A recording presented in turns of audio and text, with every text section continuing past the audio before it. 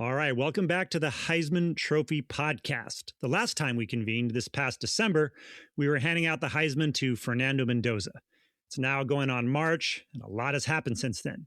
In particular, the Indiana Hoosiers won the college football playoff. They did so by dominating Alabama and Oregon before hanging on against a tough Miami squad. Indiana, they finished 16-0. They capped the most unlikely program build in college football history. And our guy, Fernando, all he did was lead his team to the national title by pulling off one of the greatest individual efforts in Heisman history. You've all seen it. And I'm talking about his 12-yard fourth quarter touchdown on fourth down. Was it the greatest individual effort on a single play by a Heisman winner? We'll talk about that later. So anyway, like I said, we're heading into March. The transfer portal has done its thing. And now there's a whole new set of teams that are loaded with quarterbacks, ready to blossom in unfamiliar settings, wearing new uniforms, wearing new helmets. We're already seeing the too early Heisman lists. Keep in mind that Fernando Mendoza last year wasn't on many of those lists at all. There are just so many variables as a result of the portal that it's getting more difficult each year to foresee who's going to emerge as a big-time player. Will every highly regarded transfer mesh as well with his team as Fernando Mendoza did with Indiana? I would say probably not, but someone will emerge, and it will most likely be another transfer, given that each of the last 4 Heisman Trophy winners and 7 of the last 9 were transfers.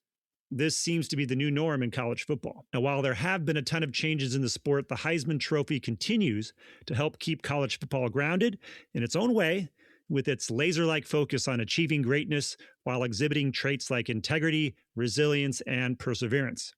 So I'm spending this offseason exploring those very themes, trying to figure out what truly separates a Heisman Trophy winner from other players. How are they able to perform at such high levels, under such intense pressure, under that bright, glaring spotlight? Why are they wired the way they are? What difference, if any, does that make to their success?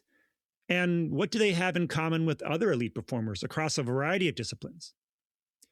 We're going to talk to athletes, Olympic athletes, track stars, speed skaters, a whole variety of athletes on this journey. We're going to also talk to scientists, journalists, authors, artists, and coaches, so we can get some new perspectives on this topic, achieving greatness I'm talking about. Should be a fun ride, and I'm very curious to see where it will take us. Of course, we will still crank out Heisman content as needed, especially over at our YouTube and TikTok channels, and return to our weekly show every Wednesday. Once the season kicks off in August, that's when we're going to continue to talk to some of the best players in the country, just like we did last year and just like we did the previous 2 years before that. In the meantime, I hope you enjoy the offseason, Heisman style. We're more than a trophy.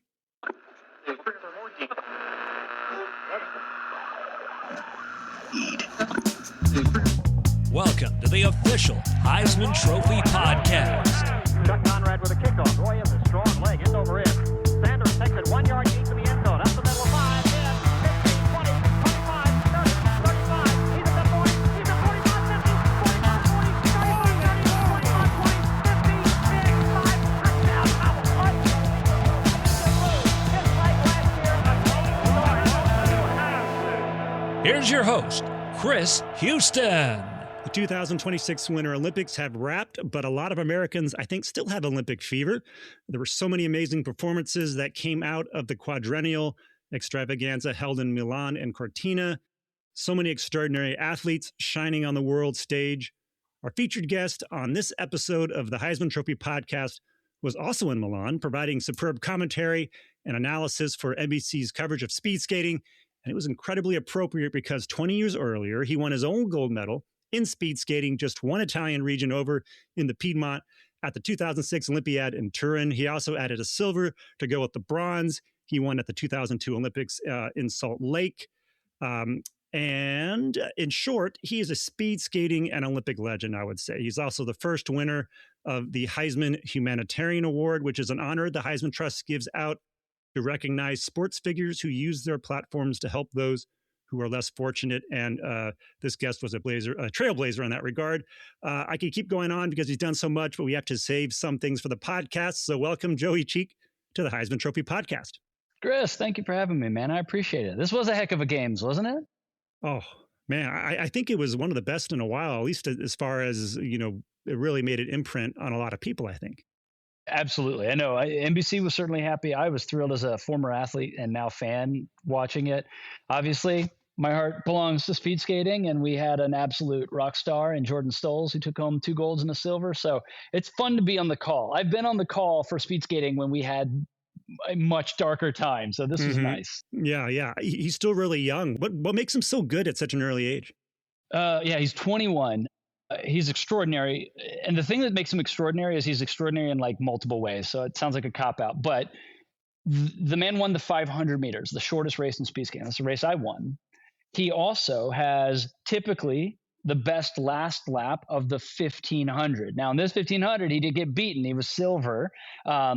But no one who races the 500, even if you make it to the 1500, no one has the best last lap and they win the 1500. So that combination of pure speed and kick, it's people shouldn't be wired that way. You tend to be one or the other. And he's extraordinary that way. And then mentally as well, he's probably the toughest guy in the field. And, he's just all business. He just cares about nothing other than winning at speed skating.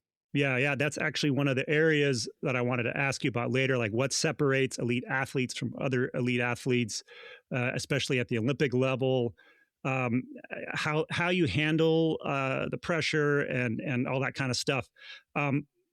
I remember Eric Heiden. That was my day with speed skating. I remember after that happened, I was like, I want to go be a speed skater, but I was in Orlando, Florida, and there wasn't many opportunities for speed skating. You were in Greensboro, North Carolina, and you fell in love with the sport. Yeah, how did that happen? So I grew up racing on inline speed skates. So you remember the 90s, right? Like everybody was on rollerblades, and I was the U16 national champion for speed skating on wheels. And look, in the 90s, Rollerblade, the company, was selling 10 million pairs a year. So like tens of millions of kids skating. And then even if only 1% of them wanted to race, you're still talking about hundreds of thousands of kids across the country racing. And so that was this huge talent pool. And I was one of the top inline guys. So when I was 14, I was watching the 94 Olympics, and I saw Dan Jansen win his gold medal for the U.S. in speed skating. And I saw a Norwegian guy named Johan Olaf Koss win 3 gold medals. And I was blown away. I told, my mom sort of famously, we're in North Carolina in my mom's living room in February. And I was like, I want to do that. And she says, well, it ain't going to happen here in Greensboro. So I left home the next year, turned 15, started moving Midwest and Canada for a bit and Utah for a bunch of years, but you just move where it was cold. Inlines allowed a bunch of kids from Florida and North Carolina and Texas and California who otherwise would never have been speed skaters to at least have, access to the sport. What were the physical attributes that you just had right off the bat that made you a natural candidate to be a speed skater? I think the two things that I realize now were natural, although at the time, I don't know that people say that, but I was really good right away. So I won national age group titles my first year on wheels. So I clearly was good enough at picking it up. But what I've realized now, and especially having my own kid now and seeing like the traits he picks up or doesn't pick up, I've always had, they used to call me a mountain goat. Like I never fall. So, we're like on a side of a mountain and the rocks slide out from under you. And I sort of a natural feel on my feet. Good balance. And the second, good balance. And then there are 2 other physical attributes that I know because we measured them, but I had really good type 1 sprint fibers. And it wasn't until like we started getting genetic testing that we start to see like, oh, that's it's a very small percentage of European descended folks have this sprint gene. So I was at a 37-inch vertical when I was in high school, and a VO2 max that was like quite high. So there was a number of things that all aligned. Yeah. But in terms of like challenges, because of course it always seems like, oh, of course you won medals, you had all these things. I was probably the weakest physical guy on the team, like in terms of just pure weight. So when you look at the guys in the weight room, like I was never strongest. I was really high strength to weight, but never that strong. And I created way more lactic acid than any of my competitors or any of my other teammates. And we tracked lactic acid every day. So like I was skating the 1500, but I would explode spectacularly at the end of the race. And it limited my distances. Yeah. You talked about the muscle fibers. Is that you're talking about mostly like in the hamstring area? Was that where you had where most of the benefit was? So it's all over. Like whatever your muscle fiber, there's a strong genetic component to it. There's sort of the sprint fibers, and then there's fibers that can be trained to be sprint or endurance, and then endurance fibers. At least that was the science when I was skating. I'm sure it's evolved. It's like the fast twitch thing. Fast right? twitch, slow twitch. Yep. Yeah. And there's a set of slow twitch that you can train up for fast. And there's a set of slow twitch that will never train up. They just stay slow twitch. And I'm very high on the fast twitch. And there are markers that they can track now, and you can see that. My wife, who is an Olympian as well, she's in kayak. She also has this very rare sort of European sprint gene as well. So wow. our kid, it's a recessive gene, so he was guaranteed to have it. So we're like, wow. We may have over-indexed on speed. Like we see this kid tearing around, we're like, we've bred him too strong. We can't overpower him. You got his website all ready from birth. He's probably going to be like a cellist or a poet or something. He's like, I don't want to be an athlete. Why not all of it? Why not do everything? Yeah. Whatever. Yeah. I have not joked with him this way because I don't want to put like a weird complex in his head, but I've been like, look, kid, I gave you the best, genetics I possibly could. It's up to you now. You got to figure it out. Yeah. You came from the Piedmont Triad, which I think is funny because you later won gold in Piedmont. But I wanted to ask you one more thing about your athletic foundation, which is, did you play any other sports? Did you try track and field? Like, did you see how fast you were? Did you ever time yourself? So no, I never did, because as soon as I put skates on my feet at about 9 years old, it felt like the thing I was made to do. However, I grew up loving Michael Johnson. So Michael Johnson, famous 200, 400 meter gold medalist. Like my athletic hero was a track and field guy. And my races, the 500 that I won is 38 seconds, right? So we're kind of in the middle, like a short 400 meter, but under that range. And I decided I would, when I finished my sport, graduated school, I always wanted to run track and field just for fun. And so I started doing masters track and like old man track, right? Like I never ran in high school, never ran in college. I ran old man track, and I started training with the New York Athletic Club, a couple of folks from there, which is a very funny story because they totally tricked me and like they ran me through the ringer, and it's pretty funny. But I did, when I was in masters, I ran a sub 50 400 as a like 38-year-old. Yeah, that's really good. And so I was good enough that I was like, okay, had I been training for this, I would have been probably okay as a track and field person, but I think they are the best athletes in the world. So I don't put myself, I don't compare myself to what those men and women do. Yeah. So, when it comes to speed skating, when it comes to being ready to perform in that gold medal race, is it similar to track and field in the sense that you are trying to peak at the right moment as far as exertion and all that? Yeah, for sure. So there's a lot of similarities, I think, probably mentally and physiologically. I will say speed skating is an incredibly technical sport. I think it's probably one of the most technical sports in which having a great mastery of how to push against the skate makes an enormous difference in your performance. And the reason I know that is because I've seen people, the same person who can swing, quite a bit depending on if technically they're on or not. I almost liken it. It's a little bit like golf. Golf is such a technical sport, and someone who knows how to put their body weight behind a swing will just absolutely crush the thing straight and far, regardless of their fitness. There are elements of that in speed skating. So if sports are spectrum and something's purely technical is on one end and purely physiological is on the other, speed skating's in the middle, sort of maybe like swimming or something like that. So, at this point, even now, long since my career has ended, you could put great athletes on ice skates and it takes them years and they still will never get the feel. Like you'll always see their body language. It never looks natural. And so, that technical mastery really matters, and having everything come together on the day of a big competition, mentally, physiologically with your peak, and then technically so that you're on, that's the trick, I guess. Yeah. Do you break down the race in its separate components and then work on those components and try to master those? Well, for me, because I was a sprinter, it was learning how to not try too hard. And then or from a technical perspective, there were physiological keys and things that I knew that worked for me. And when I did those things, I won. And when I didn't do those things, I wouldn't win. And so for me, the trick of multiple years, really the last 4 years of my career, were drilling those same technical cues over and over and over again. So when the gun went off, I just automatically did them. And you don't get in the situation where you panic or you try too hard. It was all just the same things. The interesting piece I realized, this is sort of a cornerstone of my belief on sort of performance for people, human performance, I guess, is I actually think almost everyone knows what they do well and don't do well already. If you've done any sport for any length of time, you actually know what you aren't doing well. And so the trick is finding what are the things that fix the things you don't do well and then drilling those. And most people don't have the discipline to do it. Like it's wild. People know, you're like, hey, why didn't you skate well in that race? Why didn't you do whatever? And they usually will know, I did this or I whatever did that.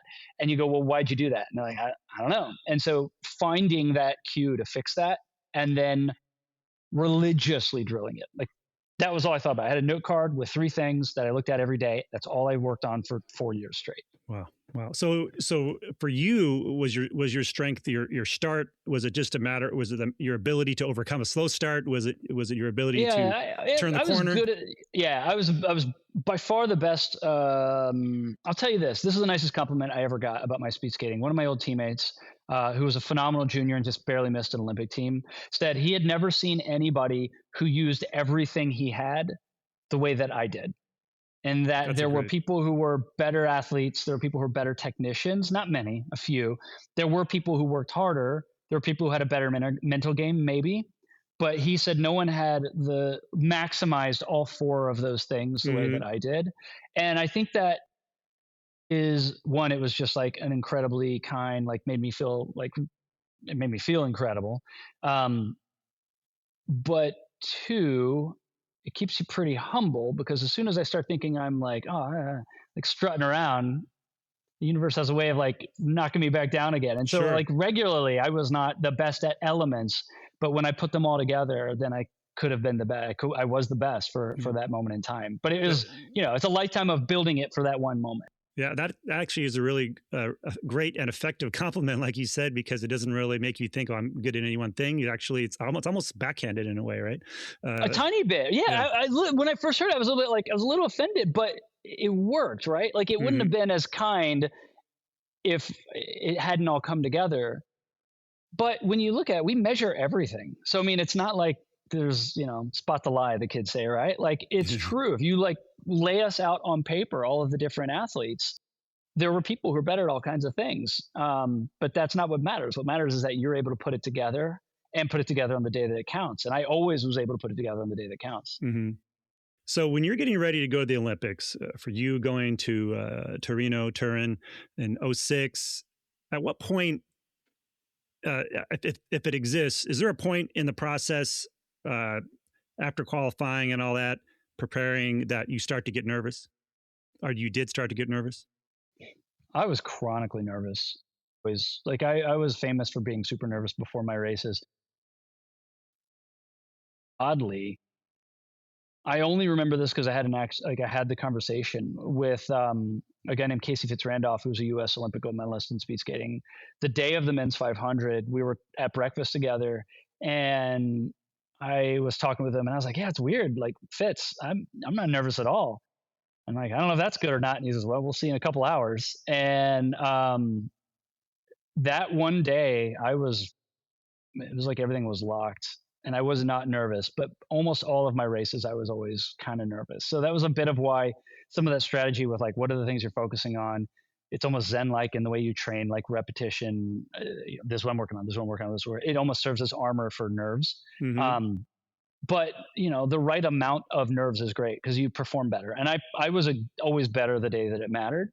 So I think that adrenaline rush, it was a management thing. Like manage it so you don't spaz out, but use that wave to get more speed, more power. Yeah. Describe to me the feeling it was to get out there, get ready for the race. The world's watching you, people back home are watching you. You've got the crowd there, you've got the camera in your face, all that kind of stuff. I loved it. I'd love to hear what the football players say for guys who go to like the like, guys who go to the big show, right? Super Bowl or whatever. But it was amazing. Speed skating, obviously, like we're big in Europe and we would get, we'd be seen in Europe, but speed skating in the US, it's not like we're only a sport every 4 years. Mm-hmm. And I just thought for that moment, especially in the 30 seconds when the starter's about to give the gun, it feels like the entire world just stops. And that was the purest moment. And it's honestly, that is a dragon that I'm still chasing to this day and probably will my entire life. Like the combination of being the best you've ever been at something, being the best at your thing in the world on the day that the whole world is watching, it's incredible. Because that's different than, it's a heck of a rush. That's different than being the world's best cellist, right? Because there's no event. There's no event. Well, I mean, there's no event that crowns you the world's best cellist, right? So that's what I mean. It's you can be considered as such, but this is something where you had, in order to prove yourself, you had to do it in this incredibly unique circumstance. And some people really, they kind of wilt for whatever reason, for understandable reasons, under the pressure, or it's just not their day. We saw that a few times in the Olympics, like in the figure skating, right? Yeah. Man, this is another one. I'd love to have heard other people's responses on this. The real world is super mushy, and I didn't know that, because to me, the real world was skating until it wasn't. And so I had most of my life and most of my adult life was like, here's the goal. Here's the exact distance. Here, it's 100 meters and then a 400-meter oval. And we're going to do it on this day in February, on this hour in February. Like, everything. Mm-hmm. You generally know the times people are going to skate. You don't know exactly, but we know within a tenth or two what the likely win is going to be. All of it is laid out. And all right, 4 years from now, this is the goal. 3 years from now, 2 years from now, 1 year from now, 12, 13, 11 months. And it's so structured. And you build out a training program and you have done it for years. And then you get into the real world and like, what is winning now? Like, there's no winning. Yeah. Like, there's no, you can lose, but there's not winning. And it was an awful shock. And I think that's why so many athletes struggle so much when they leave. Is one, the structure of their life is now gone and you feel like a horse that's had blinders on and now you don't know where to look. Mm-hmm. And two, what do you even like, all right, what do I do? What am I doing this for? Like, okay, well, let's say I absolutely kill it on this Excel spreadsheet. Who cares? It's a hard transition, man. Real world is a tough transition. You had some ideas though. You were not a guy who, once you had accomplished the amazing feat of winning the gold, you were not one of these guys who was going to coast or go on a victory lap. You had some thoughts about what you could do with that moment, and tell us what it was that gave you the idea to first give away your prize, and then we'll talk more after that what you did next. Yeah, well, the reality is that I won my first medal after a really hard year. So the 2002 Olympics were agonizing, like miserable, all kinds of insomnia and I mean, now you would say like mental health challenge, and you're right. Like that's what kids these days, right? That's what the common vernacular now is. But anxiety. It's pretty, anxiety. Thank you. It's super normal. You're 21 years old. You're getting ready for your first Olympics in your home country. 9/11 happened that year, right? So there's some existential, like, oh my gosh, are we ever safe again? There was a lot going on, and I was absolutely miserable. Like I was skating better than I ever skated, but I was so anxious. Like every day I was better than I'd ever been. And like the next day I'm like, how am I going to be better than I've ever been again and again and again? So it was really hard. And I won my first medal. I'd never won an international medal before. I'd never won Junior Worlds, World Championships, World Cup. Get to the Olympics, I win my first medal. And it's amazing for like a day. And I won a bronze. And of course, bronze medals in the US, respected, but not the same as winning a gold. Everyone cared for like a week. And I finished, I was like, oh, is that it? Like, that's what I've been torturing myself over is like this. Yeah. And so I made a decision, and I don't know if I could say in that moment, but like around that time where I was like, okay, I'm only going to do this if I enjoy it. Because this is this is not worth being miserable over. Like, it's hard. You don't make any money in speed skating. No one knows who you are. It's not worth it just for that one moment, if that's all you want. And so I was like, I'm going to do this because I love it. And two, I realized how many people did watch for that one moment. And I thought, okay, if I've got the world's attention, then I'm going to try and do something worthwhile. And I know how the media works because I've always liked watching what's happening around me. And I've always found it interesting that there's this machinery that tells stories and like how those narratives are shaped. And like, even as a young man, I think I had an intuitive sense of it. And so I go, I know if I have something that's differentiated enough and worth saying, that we'll be able to pull people along on this. That part I knew, and I didn't know much else. And so going into the 2006 Olympics, I won the World Sprint Championships, first man in the US since Eric Heiden and Dan Jansen. So like now I've like linked myself in some small historical way to like my heroes in the sport. And I have a great shot at winning. And so I was like, okay, if I win a gold medal in this games, I'm going to donate this money. I donated money to Johan Koss, the guy who I first watched along with Dan Jansen in '94. I donated his charity that he started for refugee children. And I was like, this is all incredibly poetic. It all works. And hopefully people will see this and be moved and we can make some sort of impact. And it really blew up in an incredible way. And by far, until I had my kid, like this was the most meaningful thing I've ever done in my entire life. Like nothing else even remotely compares. But I had that one day where skating was perfect. I skated out of my mind well, better than I ever dreamt. And we had the press conference and I made the announcement and people like jumped on board. We raised hundreds of thousands of dollars in a day from all the sponsors, and then people started donating. And the total amount across all things was well over $1.5 million in a couple of weeks or two, which in those days was real money. You know, these days $1 million bucks, but it's a rounding error. It happened better than I ever could have dreamt. Very poetic, as you say. The organization Right to Play.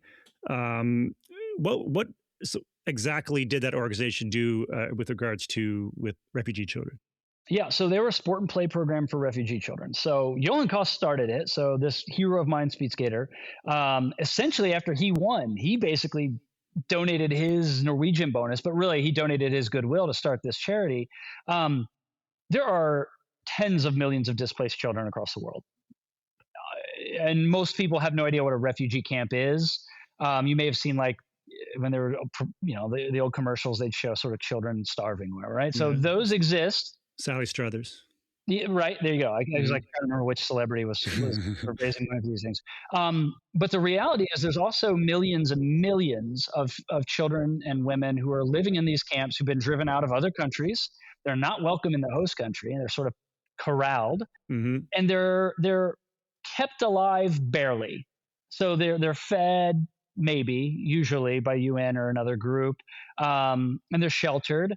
But there's nothing going on in there. There's no school. There's nothing for people to do. And that's not living. And so Johan Koss started the organization because he said, look, people need food, shelter, and medicine, but they also need more. And children need a reason to be excited and to be happy and to live. And so they started off by providing sport equipment for kids in refugee camps who had nothing, like literally nothing. And then it evolved into using sport as a teaching modality to help educate kids who didn't have schools, to help teach lessons about conflict resolutions. Incredibly, in these refugee camps, there were times in which tribal factions that had been at war in their country and they had been driven out would be like in the same camp. So gender equality, HIV education, there was all of these programs that sort of organically grew from the needs of these children in these camps. And sport is so wonderful to reach people because children just learn through play. We do it automatically. You just put kids in outside and they'll find things to play with. Yeah. But if you use that to educate, then it's super effective. Yeah. And that was what Right to Play did. That's amazing. Tell me about Team Darfur. Yeah. At some point in this journey, I was advocating for protection of civilians from Darfur. So I picked a very specific region. In the mid 2000s, there was an area in Sudan that the Sudanese government had basically empowered a group of militias to wipe out people and take whatever they wanted. And so millions of people were flooding out of Darfur, and millions had been killed, or at least hundreds and hundreds of thousands of people had been sort of slaughtered in their villages. And what I realized was being a humanitarian, which is what the Right to Play support was doing, was important. But what they also needed was to not be gunned down by helicopter gunships and warriors and warlords. Hard to play sports when you're getting gunned down or you can't eat or stuff like that. Yeah. And when I made that transition, it was a transition from sort of humanitarian work, which is very easy as an athlete because it's like feel goody and people aren't really going to question your bona fides and they're not going to really question. And then I transitioned to more of an activist where I'm advocating for change. Now, astonishingly, given the world we live in now, at this point, this was really a bipartisan supported issue in the US. Like really deeply religious Christian Republicans were supporting it, as well as very liberal, like Democratic lawmakers. And so I didn't face any kind of heat from the US, but I was saying, look, there needs to be intervention to protect civilians. And now all of a sudden you're like really treading on if not dangerous territory, like you're out of your speed skating wheelhouse now. And so it started getting heat for it. And so you do weird, the best you can. It's so weird. Like, how is that politics? How is it politics not to want kids to get gunned down? It doesn't seem political. Yeah. It seems pretty non-political. Right. Well, I mean, that's true to a point, right? Like, I think on its face, yes, not wanting kids to be gunned down is not political. But the reality is, if a government wants oil under their land and it's cheaper to wipe them out than it is to pay for them, there's a political decision there that's made, right? Sure, and people make that decision all the time and have since the dawn of history. Yeah. Team Darfur really sprung as an idea to help get athletes who wanted to be more active on that side of things involved in a way that wouldn't harm the work that Right to Play was doing, which is extremely necessary and generally apolitical. And so I said, look, I want to be more effective for these people. And I think this is the way to do it. We talk about how it rubs into politics, right? Like China was hosting the next Olympics. The 2008 Olympics were in Beijing. And they were hosting the games, and China was Sudan's #1 trading partner. So like now, like the chessboard has been set, right? And now you can see pretty easily how if you are using the Olympic movement to talk about peace, right, which is ostensibly what the Olympic movement is about, suddenly you are treading into some areas that people are going to be really upset with you about. And that was the reason we even, started what became Team Darfur. I originally started as a different group. Two amazing water polo player guys from UCLA had started Team Darfur. And so we merged. Their name was infinitely better than ours, but we were doing the exact same thing. And so let's not reduplicate efforts. Now, you went to Khartoum and Darfur. You went down there, right, to check it out? Not to Khartoum. Yeah, okay. I went to Chad. So I'm banned from Sudan. So I maybe could go back now, but I have not tried. But I was not allowed in, and it was certainly not safe for me to be there. So I never went to Khartoum or to Sudan, but I went to Chad and traveled along the border with a number of other folks. We went all over other African nations trying to drum up support from African Union nations that were already doing things to support. And so we sort of went and lobbied them and push for more, Egypt, Ethiopia. But the closest I got was the Chadian border, which there was 600,000 or 700,000 Darfur refugees in camps along that border that we traveled. Did the Sudanese government, did they shake their fist at you? Like, what were they saying about you? Like, what were they getting annoyed at your?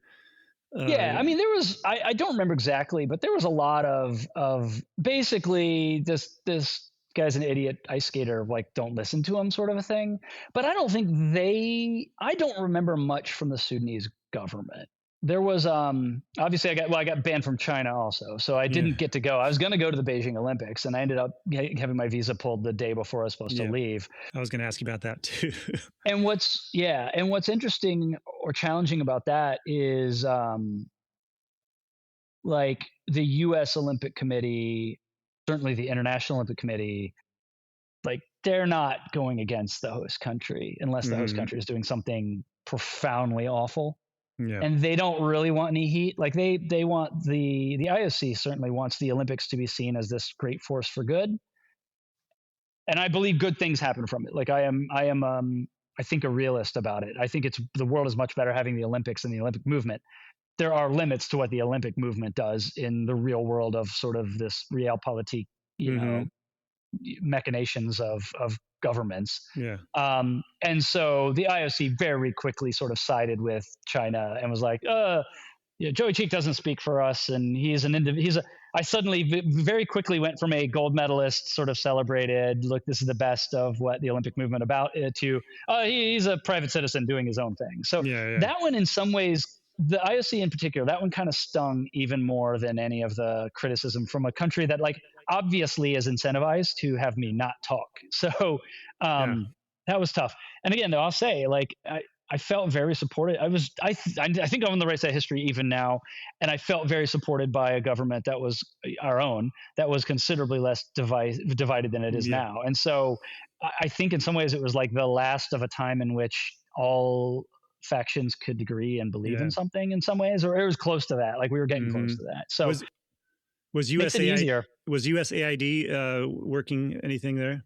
Yeah, and in fact, man, I learned so much. This is wild. This is a walk down memory. I haven't thought about a lot of this stuff in a number of years, so forgive me if my memory is a little fuzzy. I want to. This is great stuff.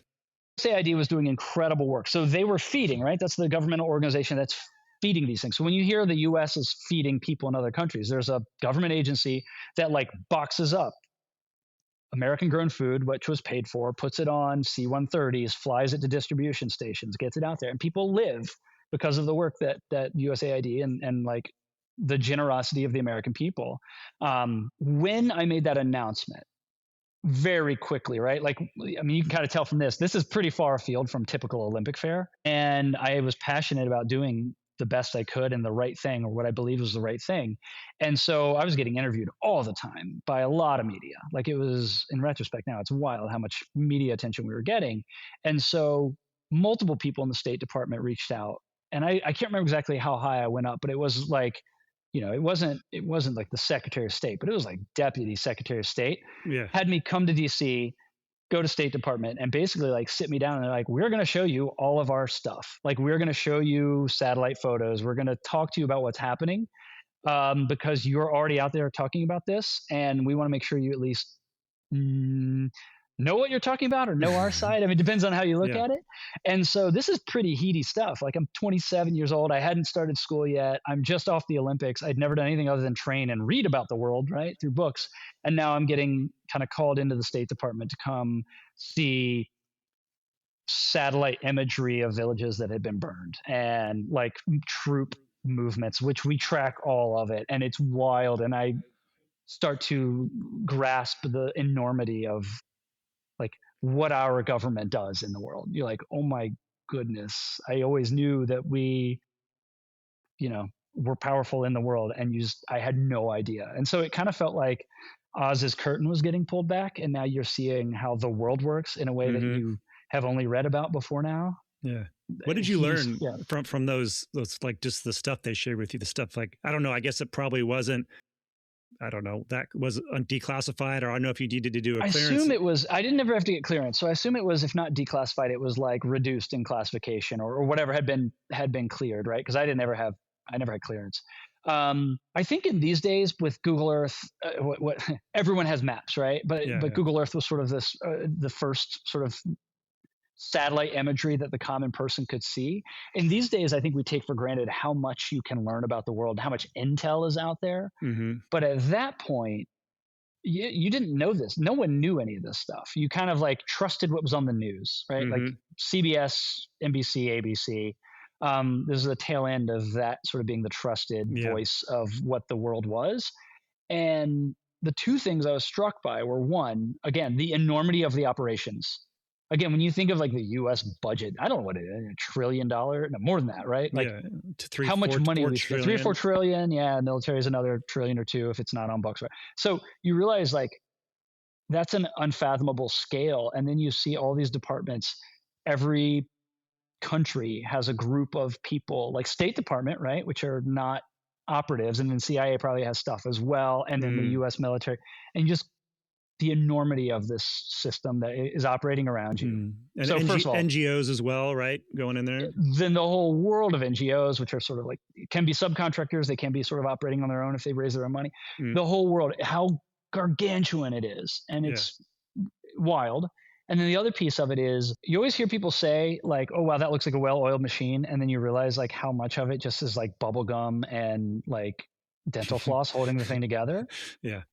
And realizing how much of the world turns on just dumb luck. And actually, it's a lot like the Olympics. You mentioned it once, and I wanted to like just bring it back to that for a second. My belief now, years later, I was a lot more deterministic, or believe that there was a lot more determinism in like your ability to affect your outcomes at the Olympic stage. And as I've gotten older, I've seen people who were too good that just one dumb bad thing happened, and you go, that was not that was bad luck. And we don't like that as people because we like to think we have enough control. And if you just will it and want it and try hard enough, you can overcome bad luck. But sometimes it's just bad luck. And maybe that's maturity or getting older. But I've seen it at enough Olympics where I'm like, no, that person was the best. And something bad happened that was not their failing. Yeah. And it works at country and government scales as well. And when we were in Chad at one point, we're getting briefed there, and State Department was there, and some maybe UN people and some like Chadian governmental officials there, and there'd been a coup attempt, and the coup attempt was thwarted not because like soldiers had fought them off. They didn't have a map to the Parliament House or to the presidential palace, and they stopped someone in the street, their convoy of dudes in Toyotas with machine guns, and got directed to the Parliament House instead of the presidential palace. And there was more guards there. And that was like the determining factor. And I was in this meeting with people who were like very stone-faced, serious people, and I started laughing, probably a little hysterically, because like, this cannot be how the world works. And I'm like, you guys are all just like, this is just how it is. And like, yeah, that's how it goes. It happened in 1914 with Archduke Franz Ferdinand. I think they tried to shoot him, and they missed, and they rushed him down the street, and he went down this one alley, and there happened to be another assassin there. And that's what starts World War I, right? Or like finally kicks it off. Yeah. And here we are. Here we are.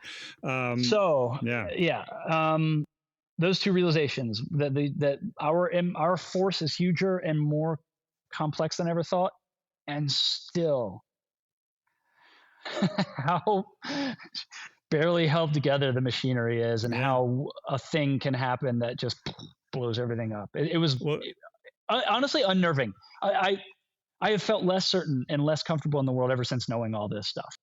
A lot of people out there faking it, right? Until they make it. Yeah. I think. Yeah. And they're in government too. They're everywhere, and they got titles and.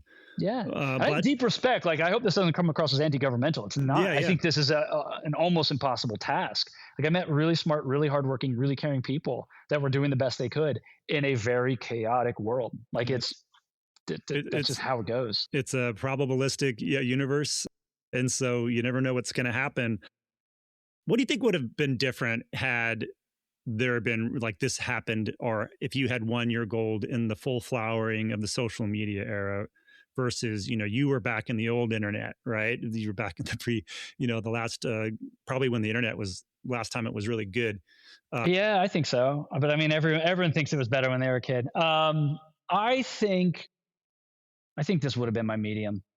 I really do. Like, I think I was early on blogs and vlogs, and I really loved it. And I think I was a good blogger. I think had I been born at a time where I had this like the ability to distribute my own whatever, I would have really enjoyed having that access. And you remember, like, MySpace had just started in 2006. I went to bed after my gold medal, and I woke up the next day and I had 30,000 MySpace followers, which, again, in these days, like, that's nothing in terms of social media following. But at the time, like, that was a incredible sort of there was only 100,000 people on the platform at the time, so they were all following you. I wish that was the case. I think it was probably more than that, but yeah, it was just different orders of magnitude different. So I would have really I wish I'd had the opportunity. My wife says to me, "You sound like such a like old man when you say stuff like that. Like, oh, I would have been great at it. Like, let it go." But the ability to communicate directly with people, unfiltered, like, it's both horrible and incredible. And I think that's that's the way this is like, it's both beautiful and horrible. Like if you use it for horrible things, you get horrible outputs, but you can use it for incredible things as well. And you can communicate stories about people that otherwise you'd never hear. So that distribution is really king, and it's not as gate kept. It's still gate kept, but it's not as gate kept in the past where it's like Tom Brokaw doesn't say it. It ain't getting said. Right. So I don't know. I am torn. Like there's a lot that right now feels very scary and uncertain. And like for my kid, I'm like, ugh, I don't know if I want him growing up in this age where everything is visible online and everyone's like online all the time. But I think I would have liked the chance to have like been on the scene at a dawn where you could capture the people who actually wanted to hear what you had to say. You could still do it. You could still go on there and do that stuff. I also have like a pathological aversion to self-promotion. Like even now, I know I'm here, I'm just blathering away, and you're like, I find that impossible to believe. Listen to you, but in the real world, like I also don't like. Yeah, I don't know. There's like a shamelessness factor to social media that I still have the gene of like I would be ashamed to do some of the stuff that I see people doing in order to get. Although I did do a post from Milan that was absurd and did small numbers, like tiny numbers. So I guess I'm not totally shameless. Italian men wear the sweaters over their shoulders. Oh, yeah. And so we had this running joke with my producer for the whole broadcast about like I kept putting more sweaters over my shoulders in the middle of a show. And so I did a post outside the Olympic rings with like 15 sweaters wrapped around my neck. And I said, it's called fashion, look it up or whatever. Right. And like that one did okay. So I guess I'm not totally avoidant of doing cringy things for clicks. There's some talk about, there's the current crop of athletes, and we're in this social media age, an AI age, and it's a whole different set of pressures. You get, I'm sure, the level of vitriol that some people get from all corners, and even people like, are these even real? Are these real people who are doing these comments? Are they, who are these people coming from? And do you think it would be harder in a way? Like you talk about getting the message out would be easier, but do you think it would also be like more fraught with, the kind of bone chilling type of direct access to the messaging? Like, back then on the blog, you could disable comments and stuff like that. Yeah, but now, that's true. And now, I mean, you can still disable comments, but you're still going to kind of get people, you're going to see people devote whole pages to you now of stuff. What do you think about that whole? I think it goes back to that kind of beautiful and horrible at the same time. I'll say this. These young men and women are savvy. Like when I look at the ones who get it, the ones who are really putting out media that is of the modern vernacular, right? Like they speak the language of social media. They're incredibly savvy. I didn't even think of that. You're absolutely right. And this is sort of like, of course you don't have to think about it, but like there is enormous vitriol that is spewed at like female athletes. No question. I know that for a fact. Like I know a lot of women athletes, and I know the comments I get on my tiny little, like I'm no following. So it's not like I'm not famous, right? But I know the comments I get, and I see some of the comments they get. And I'm like, that is different. There's no way that is obviously and verifiably different.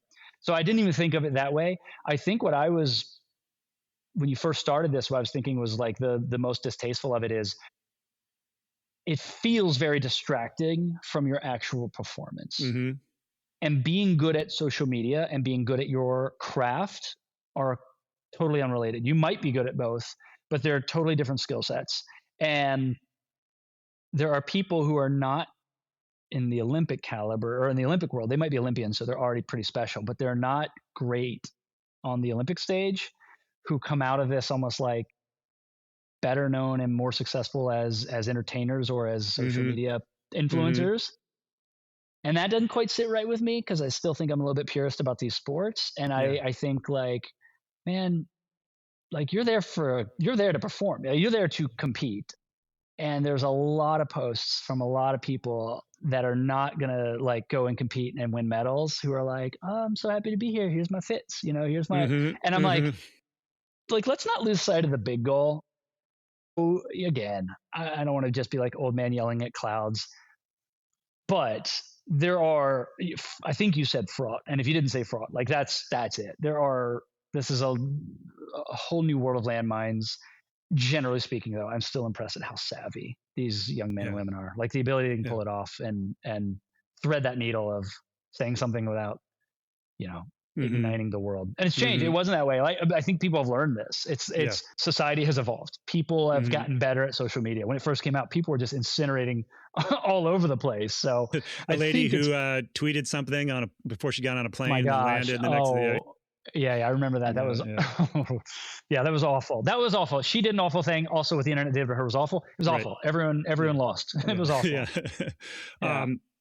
There is, I think, still this new mentality among athletes that there's more Joey Cheeks out there, and by that I mean, but there's not. But and I mean in a sense that, like, for a long time, I think in the 90s. There was this whole kind of thing where it's like, you must be this obsessive, single-minded person on your sport. Like, you must be a maniac to win.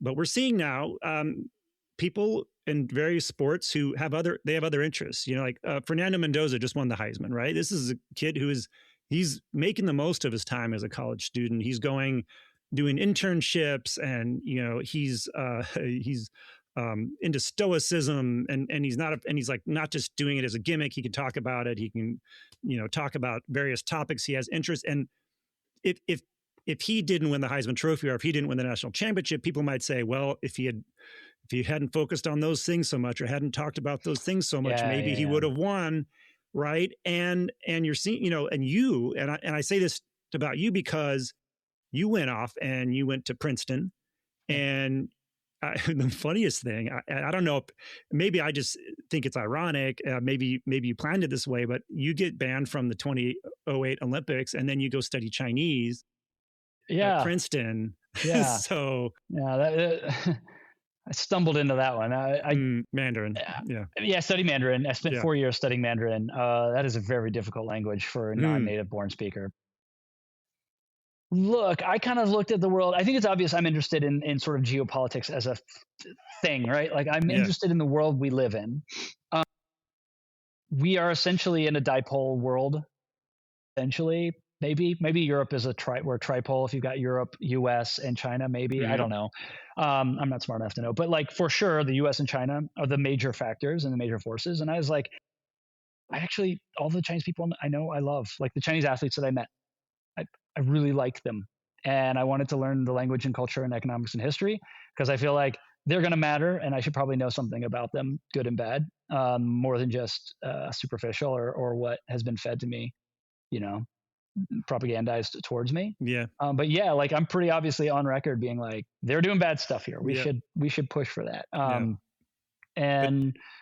So I did. I studied Chinese. But you can go. Can you go read, the Beijing Daily or? I could when I was in school. Man, it slips fast. So there's no alphabet. The characters are singular. They're not. You don't spell things with them. And man, if you're not reading every day, or at least for me, if I'm not reading every day, it goes really quick. So now I get it. I'm like, I wrote a paper my last year, and I was like, I don't know half of these things that I wrote on here. Like, I think I wrote this. So it goes very quickly. Well, among the many things that you accomplished in and around your Olympic triumph, one of the things was the Heisman Trophy Trust said, hey, we're doing this new award. We'd like you to be the first recipient of it. What was that conversation like? How did they get a hold of you? Like, describe to me the whole process and what that was like. So it's very cool, but I actually was shielded from a lot of mechanics. I had an agent at the time who was extraordinary, and so my agent found out about it. There was some very secretive things going on at the time, and that we were trying to sort of negotiate while it was all happening. So first of all, I was deeply honored, like enormously honored. And I think I have the honor and pleasure of being the least powerful, impactful, successful, and wealthy of all of the Heisman Humanitarian winners. So I'm honored to have been the start. I think it's only gotten better. Impactful. I mean, I think, with all due respect, I've interviewed, I think the last 3 or 4, because we've only done the podcast the last 3 years. But I mean, not to downplay what anybody else is doing, but I think what you were doing is matters of life and death, and I think that's pretty commendable. Thank you. Like I said, I'm proud of that work. But the cohort of men and women who've gone on to win this, I'm like, holy cow, I'm honored to be mentioned with these people. So Impressive. that part is really cool. Here's the crazy thing.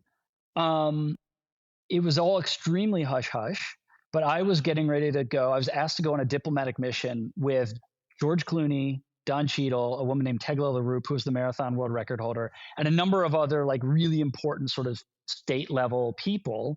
We were flying to China, to Egypt, to Turkey to go essentially lobby those governments for more civilian protections. And it was happening at the same time. So I couldn't attend the ceremony. So we sent my mom. So Mama Cheek went to the Heisman ceremony and accepted the very first Heisman Humanitarian Award on my behalf because I was literally on a jet going to go meet the president of Egypt at the time or something like that. Yeah. And now I even say this, and it's so absurd when I think of how prosaic my life is now. And I'm like, when I finish here, I'm going to go back to my office because I've got to get a city report for a grant for my organization that I do. I've got to get that city report done because I couldn't get it done because I was going to the Olympics. And then I'm going to, drive to go feed my kid dinner. Equally amazing. So relatively ordinary in the grand scheme of things. But once upon a time, yes, I had to profoundly apologize for not being there in person because I was going with movie stars to meet presidents to talk about humanitarian issues, which is, I can't even believe those words are coming out of my mouth. It's so absurd. What a life. What a life. That's pretty good. That's pretty good on the accomplishment scale. Was it two questions? Was it Mubarak and what's it like hanging with Clooney on a jet? Oh my gosh. It was Mubarak. Mm. And we actually ended up meeting with his son. Because he was not long for being there, right? Like I don't think the Arab Spring.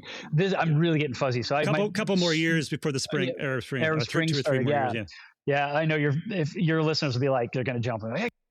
So Mubarak wasn't long for leading Egypt, but it was Mubarak. He was still president. We met with his son.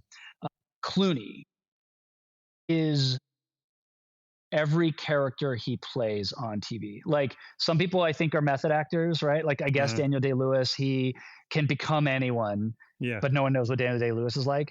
Like Clooney is the guy that you meet and you're like, gosh, I just wish I could be friends with him forever. He's so charismatic, genuinely kind to every interaction I ever saw him have, like fiendishly charismatic, but like roguish. I'm like, oh my gosh, you are you. Mm-hmm. And like, of course, he's a super attractive guy. So all of my girlfriends and the women in my life are like, oh, you hang with Clooney. And the wild thing about like, I found this super interesting. Like in terms of like attractiveness, there's just nothing wrong with his face, right? Like sometimes it's hard to explain beauty. And I looked at him and I was like, he kind of glows, right? He glows, right? These guys, yeah. Yeah, and most people you look at him, and you're like, yeah, something ain't right. I don't know what's not right with your face. Something not right with your face. Nothing, like everything is so symmetrical and whatever. Mm-hmm. So he's phenomenal. He also has just an incredible heart.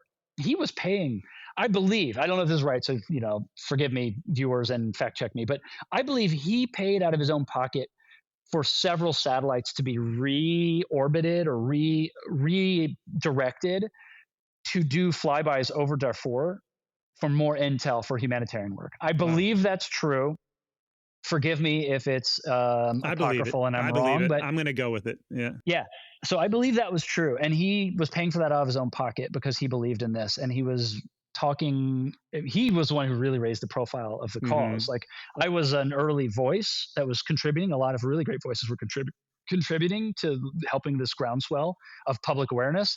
But when George Clooney, especially at that time, steps up, like now the whole world is talking about this. And my very brief experience with him was phenomenal.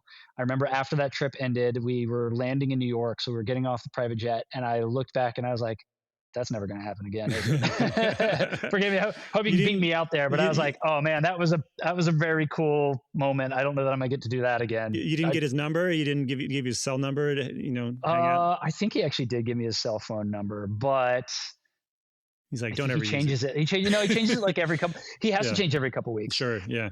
Wild thing about celebrity, and I know I actually have to run. I'm sure you do too. So I'll be very brief. Wild thing about celebrity, especially in our country, like you can't go anywhere. He cannot go anywhere. Yeah. And as soon as he does, someone will see him and they'll text somebody, and people like everywhere he goes, eventually a dangerous number of people will show up anywhere he goes. And that was scary. And Yeah. I realized then, I was like, "Ooh, I would not want to be like that. Yeah. Is not a way Yeah. I'd want to live my life." Yeah, you're the proper amount of famous. So gold medal, had your 15 minutes for a while. I want good restaurant reservations, but no one will come bug me at dinner. Right. Oh, that's a good point. Yeah, I think Clooney went to France. I think anyway.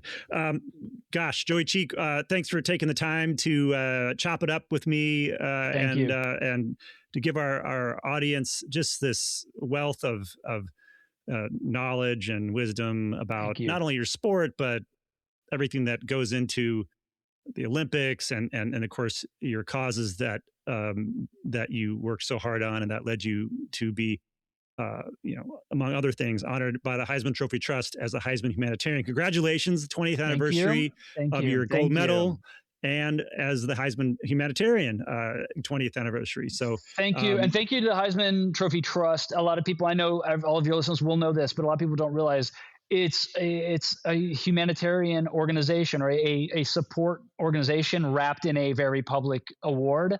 And the work you do with high school athletes, the work that you've done for all the contributions you make to charities and sports and youth around the country are incredible. So I'm honored to be a part of it. Thank you. And I hope to be in New York. Maybe I can make it this year. I hope I can come up and celebrate with you guys. That'd be great. Love to meet you. Oh, one more thing. You talked about geopolitics, and you are on the Greensboro, you're executive vice president of entrepreneurship at the Greensboro Chamber of Commerce. Or is this a precursor to? Are you going to dabble in electoral politics at some point? Is that something that you might? I can't fathom it. My wife has told me on no uncertain terms I am not to run for office, but I do. I've moved back to my hometown, and I love helping build this community. So I'm part of the community. I don't know about electoral politics, but I love helping out, and I love the work that I do now feels very important for a very small local group of people. So I still feel like I've got meaning in life.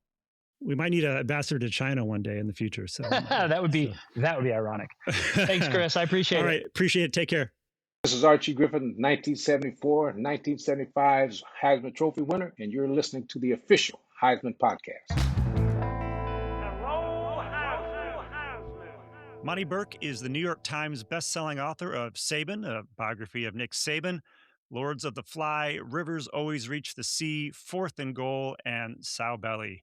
His books have won numerous accolades, including an Axiom Award for biography and Best Book of the Year by Sports Illustrated, Outdoor Life, Field and Stream, and Amazon.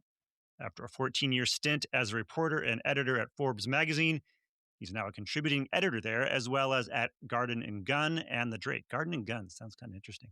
You can connect with him on social media via Monte Burke 13 or through monteburke.com. His latest effort is called Men of Troy, and it is I think the definitive biography of Pete Carroll. It's from Grand Central Publishing, released this past January 13th. It's, a period, the Pete Carroll era at USC went from 2001 to 2009, featured a remarkable 3 Heisman Trophy winners in a 4-year span, something that's never happened in Heisman history. Monte talked to over 150 people for the book. At full disclosure, I was one of them. He spent a lot of time with Pete Carroll. He was one of our great coaches, and he's on the Heisman Trophy podcast to talk all about it. Welcome, Monte. Hey, thanks for having me. So what drew you to doing this biography? What really made you think I want to tell a story about Pete Carroll? Well, I mean, it was that particular part of Pete Carroll's life our coaching life was so interesting to me. I mean, I kind of think it was a singular era, right? I mean, you got this guy, Carroll came into coaching with a very unconventional kind of philosophy and background. I mean, he grew up in the Summer of Love in the Bay Area, and he studied, psychology and Far Eastern mysticism. And, he was very much a player's coach, which back then particularly was a pejorative term. Mm-hmm. And, it hadn't worked for him in the NFL. He'd had 2 head coaching jobs, gotten fired by the Jets, fired by the Patriots, and actually spent a year out of football. So USC, was kind of equally downtrodden at that time. It hadn't really been nationally relevant for like 2 decades leading up to his hiring. And he was either the 3rd or the 4th choice, depending on who you talk to there at USC. And, I just found it really interesting. I mean, here he came to this this place that was so desperate to win, and as desperate as he was, really. He had these younger guys that, more impressionable probably than pros, certainly more captive back then. I mean, they had to be there for 3 or 4 years, not like now. And it was a great proving ground to see whether his philosophy worked. I mean, his philosophy is very different from Nick Saban's and Bill Belichick's. He was the good cop. He was the player's coach.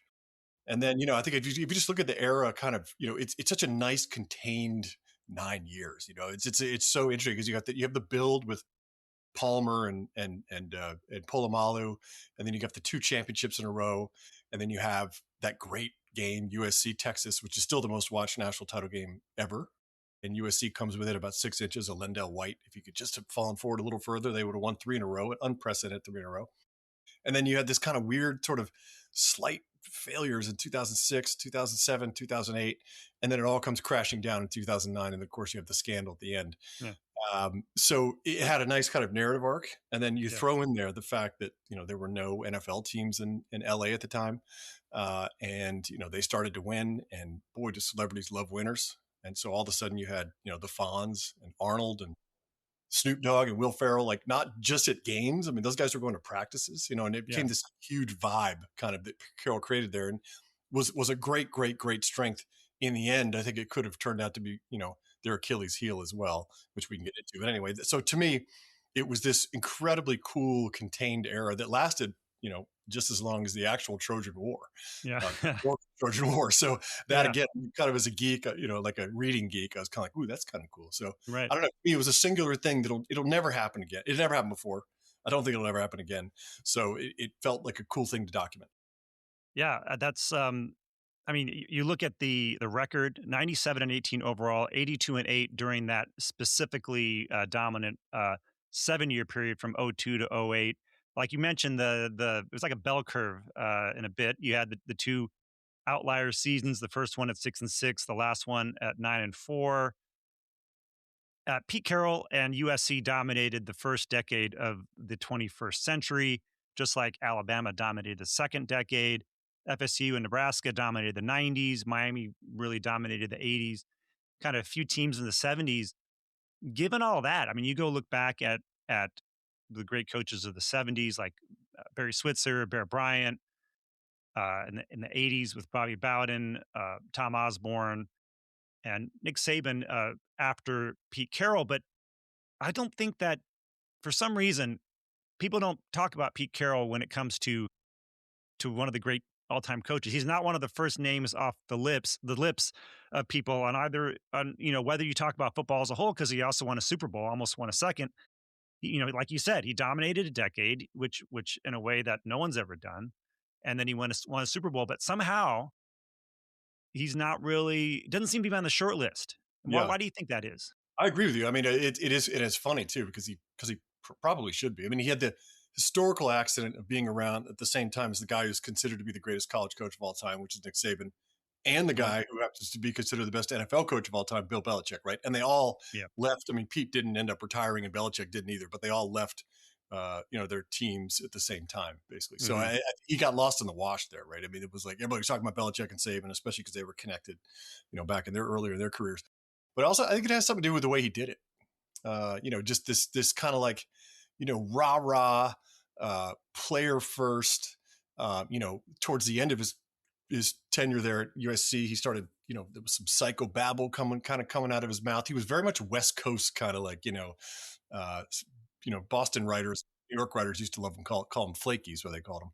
But I also think, it's split too, right? So he's at USC, and then he goes to the Seahawks, and it does extremely well there too. So if you take those two things together, it's a pretty remarkable resume. He's only one of 3 coaches to win a national title and a Super Bowl. He came within 6 inches of having 3 titles in a row at the college level, and then he came within one terrible decision at a goal line of having 2 Super Bowls in a row. So, I mean, he was like this close to being maybe in the GOAT conversation. But I think he was almost top 12, top 10, I don't know, top 15. He's up there. He could have been Saban before Saban. A few things go right at USC, right? Absolutely. I mean, and just kept it. He kind of laid a blueprint for Saban. I talk about that in the book a little bit. I mean, Saban kind of locked down his area in the South, and then he started poaching guys, Minka Fitzpatrick from New Jersey, and guy Bryce Young from California. He just started getting like superstars, and Saban or Carroll had already done that. Mike Williams, Brian Cushing. You think of all these guys who weren't. He locked down L.A. in particular, but also California. But then he started going, with the help of Lane Kiffin and his great assistants, who were great recruiters, and getting great guys out of Florida and great guys out of, wherever, New Jersey, wherever. So it's kind of funny. He sort of, that was the blueprint that Saban, kind of followed. Yeah. Yeah. Well, before we get into some more details about Pete Carroll's time at USC, and since we're on this topic, why did Saban succeed to become Nick Saban, the Nick Saban of college football? This how many titles was it? Has it been 6? Was it 6 at Alabama and one at LSU? Yeah. So, but Pete could have won 3, 4, maybe even 5 titles at USC, very, very plausibly. What was the difference? Like, what did Nick Saban do differently, or what situation was different? Do you think that, or was he just that? Is he just that much better of a coach? Was he that more disciplined? I think discipline had something to do with it, and just relentless drive to do this. And he had a 24-hour rule, right? Whether you lost or you won a national championship, you had 24 hours to celebrate it, and then on to the next season. And what Carroll to me seemed to get, like, he was fidgety a little bit. He was always kind of moving, and he was always wanting to do something a little bit different. And he had that kind of curiosity about life and about psychology and about, like I said, Far Eastern mysticism. So I think he kind of wanted to reinvent himself a number of times, right? I mean, he wanted to sort of, he got like, I don't even remember, Tiger during his, and not to compare Tiger Woods to Pete Carroll, but Tiger got bored at certain points during his, prime, and he would just redo his swing, for kind of no other reason than just to challenge himself. So I think there was also probably a little ego. You and I talked about this in the book, actually. There's a little ego involved in there too. Like, he wanted to do it. He started these great assistants, Ed Orgeron and Norm Chow, started leaving the program because Pete kind of wanted to see if he could do it himself. And as it turned out, that was a little bit harder without those great guys. So, I think it's a combination of a bunch of things, but a lot of it has to do with just this sort of wanting to keep, like, raising the bar a little bit and just, like, getting bored almost, right? I mean, it was like, I want to make it a little bit harder somehow, Yeah. The 3 Heisman winners, Carson Palmer, Matt Leinart, Reggie Bush. Of course, Leinart and Bush were back-to-back. Jason White won in 2003, sandwiched in between Palmer and Leinart. Palmer was really the guy that got the thing started, yet he was a Hackett recruit, and he was a bit of a reclamation product. And it's actually funny, an old scouting friend of mine once said that you'll never see someone of that talent be like a 5th-year senior again, perhaps Carson Palmer, but it was a bit of a fluke. And Pete Carroll, and he broke his collarbone 3rd game of his true sophomore season, redshirted, and this enabled him to play 2 years with Pete Carroll and Norm Chow. Was it really just a matter of having that little bit of luck, the ball bounce his way, so to speak, to really get things started so that it could all work? Is this just all is this all counterfactual stuff that you get into? I think there's a lot of validity to it. I mean, there was he also had, he had trouble with Hackett and Hugh Jackson, his offensive coordinator back then. And I mean, the play, apparently Hackett's playbook was like the size of like 4 War and Pieces, right? And Chow just shrunk it. And Chow doesn't probably get enough credit. He been the offensive quarterback's coach and the offensive coordinator at BYU, and developed Jim McMahon, Steve Young, Ty Detmer, Robbie Bosco, been there when they won the title, when BYU won the title, and just was a kind of a quarterback whisperer, right? I mean, he just really just knew how to get the best out of these guys. And Carson was an incredible athlete. Everybody you talk to on that team who was there with, Palmer and Leinart will all say that Palmer was just like, the best quarterback ever. He was phenomenal. Like, I mean, I think Chow actually said, if you could do a video of like what a perfect quarterback looks like, you just do 5 minutes of Carson Palmer. So I think that, being able to be there for 2 years with Chow and under Carroll, and Carroll recruited extremely well. The Hackett guys were like ready to win, right? So they were really motivated. And then Carroll and his staff recruited so well and filled in some of the blanks. And so I just think that it was great for him. And it's a bummer that these days that these guys, I mean, look at Ty Simpson is a great example. Like that, he has a lot of the tools, maybe all of the tools, but another season would probably help. It's funny because Sanchez actually later be sort of the first guy to kind of like do one season and say like, I'm ready, so Yeah. it really benefited Carson Palmer to be there for sure. It strikes me when you measure it from the 5-7 last year of Hackett, year 2000, and then 2 years later, by the end of the season, last 9-8 games of the season, USC is arguably the best team in the country, and then they win 2 national championships. And he walked into LA with some guys and Carson Palmer and Troy Polamalu and a commitment from Matt Leinart, who had already committed, I think, to Paul Hackett. And he just, got him to reaffirm. And it makes me think about like Indiana, right? So they didn't have a bunch of guys, and they brought in some guys, and a couple of the guys developed. And and I guess what I'm trying to say is maybe you're not that far from competing for a national title as you think you are, or maybe some schools aren't. Like maybe a school like USC isn't always that far from being able to do it. Was that a factor too, in the fact that it was USC, and that could Pete Carroll have done it anywhere else? I guess is maybe what I'm asking. Great question. He tried to get the job, which would have been fascinating. During that year off between after getting fired by the Patriots before he got hired by USC, he applied for the UNC job, which went to this guy who had like 4 losing seasons basically. So it would have been interesting. Again, I think being out west was huge for Pete. Being in the more free thinking, the Northeast is still kind of puritanical. It really is. Like, people are very, kind of hardcore about, things, the press, the media in particular. So, it's a great question. But, one thing about those USC teams is that Hackett actually recruited pretty well. And maybe that was because USC, USC still had the name and the helmet and, it had the whole deal, right? So he had, to get Polamalu and to get Carson Palmer, he had some really good pieces on that team. But so, yeah, no, it's interesting. Team building to me is a total mystery to me now. It seems like if you've got a big donor, that's the most important thing these days, to have a Mark Cuban on your side really helps. So, Carson Palmer comes in, develops, wins the Heisman Trophy. What did Pete say about that 2002 season, Carson winning? Like, how did that change the equation about what he can do? What did he start to realize about USC? Yeah, I think that was the sort of catalyst for all of it, right? That was when, like you said, by the end of that Carson's last year, they were the best team in the nation. They really were. And, Carson had this kind of wistful speech at the end of the Orange Bowl where he was like, man, I'm jealous of you guys who are still here because you're going to win national. He actually said, you're going to win national championships. He could not have been more right, obviously. So, I think, it brought attention to what was going on out there. All of a sudden they kind of came, they had not a great season, 2001 was not a great season, and so they kind of all of a sudden just brought this kind of attention to it. And I remember there was a great O.J. Simpson showed up at a practice. I remember that. Orange Bowl. Yeah, you might. Speaking of Heisman winners, exactly. So he shows up, and it's this. It's kind of this embarrassing thing, right? He's already been through the whole trial and all that sort of stuff like that, and they actually handle it fairly well. As well as they could. OJ, talks a big game when he's with the team or whatever. But I remember talking to one of the players there, and he was like, "Yeah, it was really odd that OJ was there, but it meant that we had made it. Like we were big enough time for people like OJ to come, and and they really had.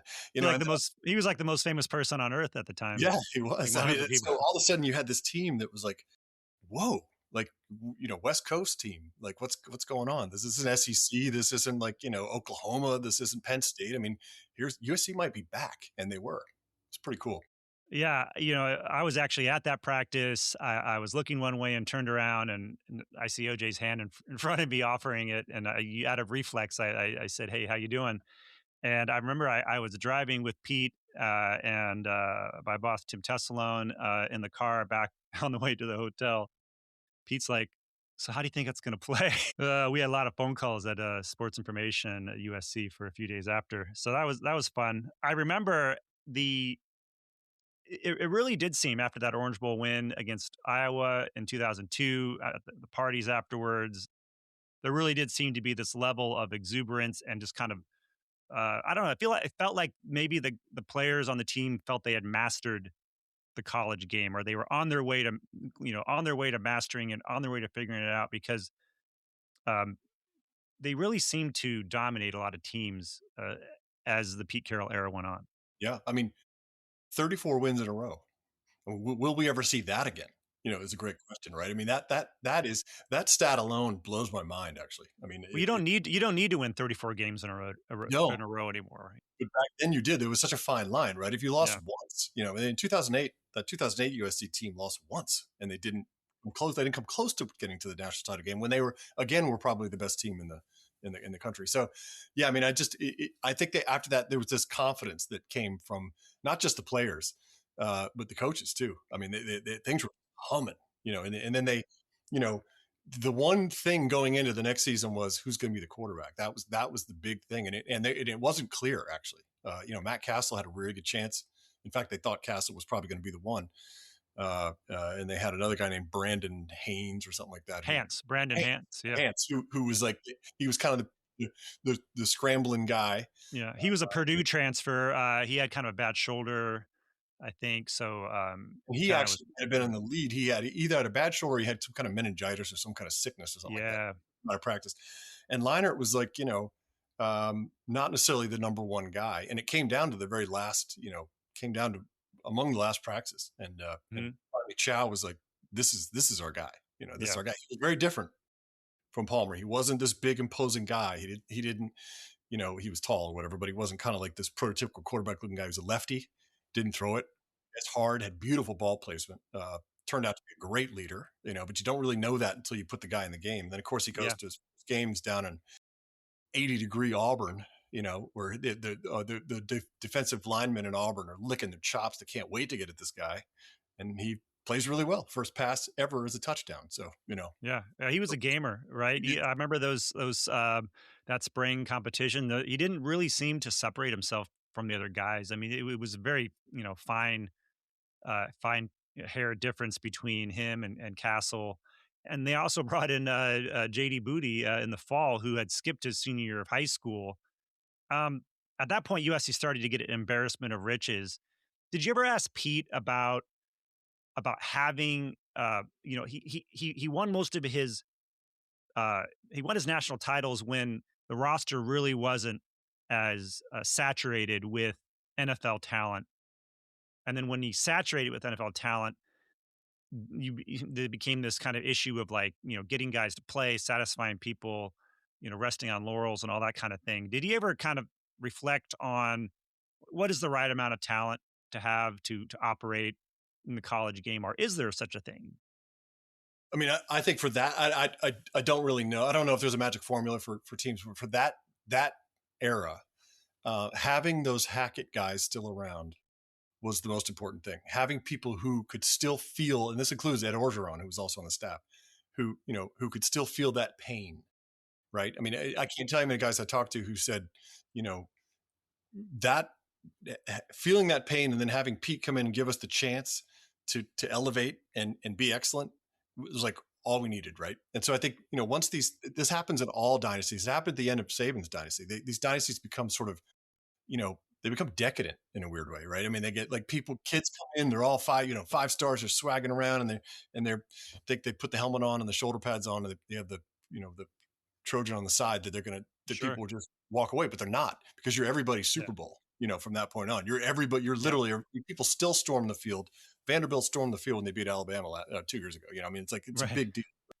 So, I think that again, what Saban did, which was so sort of unnatural in a weird way, was to maintain a dynasty. We'd never really seen that before, right? To maintain it for a really, really long time.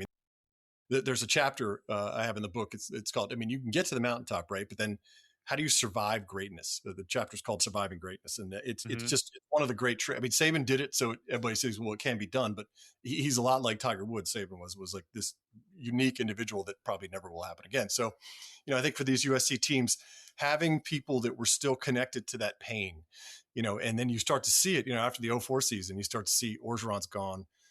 You start to see there are not many, I don't think there are any players left from the Hackett era, stuff like that. And there's this sort of, the swagger doesn't have any foundation, right? This confidence doesn't have this, going back to this feel of the hurt. Yeah.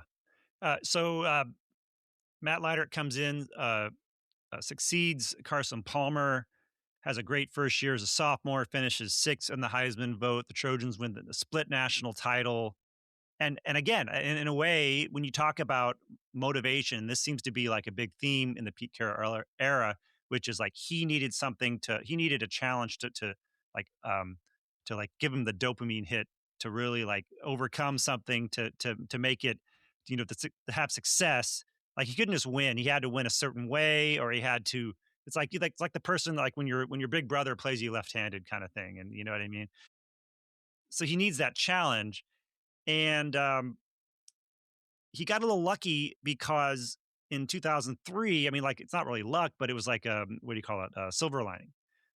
The Trojans get in their mind snubbed for the BCS. So now they've got this chip on their shoulder going into 2004, and they had the slogan "Leave no doubt," which is something that guides them throughout the whole thing. And most of the time in sports, every team has like this slogan that's or some kind of chip on their shoulder. They create a chip on their shoulder, but there's a reason why people have these chips or create these chips or recognize them. It's because they are great motivators.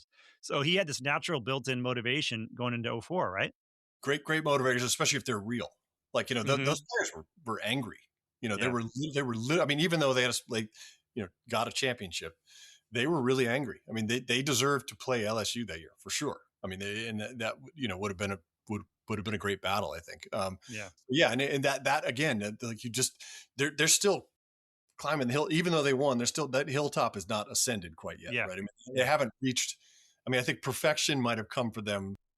I term it as the word made flesh in the book. Come probably in that Oklahoma game and the title game. I mean, they're just unstoppable at that point. Yeah. Like that's the culmination of it all, right? The zenith.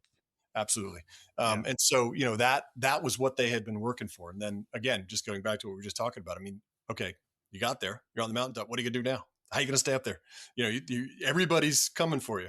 Everybody's coming for you. And that's the moment when Pete decides to change it up. I mean, unintentionally, Orgeron leaves because he's got a new job, but, decides to break up the offensive triumvirate they had, right? To,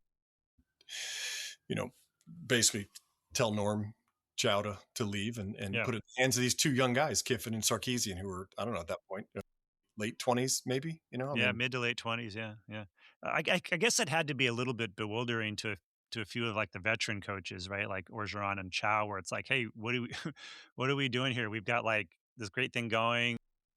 We can be the future Dick Savans of this era, and let's just keep doing it. And he's like, no, let's try it this way. See if we can win it doing it this way. I mean, you can see why he might be confident if he had Leinart coming back. Still had Reggie and Lendell in the backfield, had a great wide receiver crew, had great people on defense. You could see why he would think that. But, I'm with you. I'm like, here's your chance to do something no one's ever done in the modern era, to win three in a row, and really solidify yourself as one of the great, if not the greatest dynasty ever. Right. Yeah. You close the book on it. Right. Instead, you're like, let's throw a couple of, he can't do anything about it. Eddie's gone anyway. Right. But I don't know.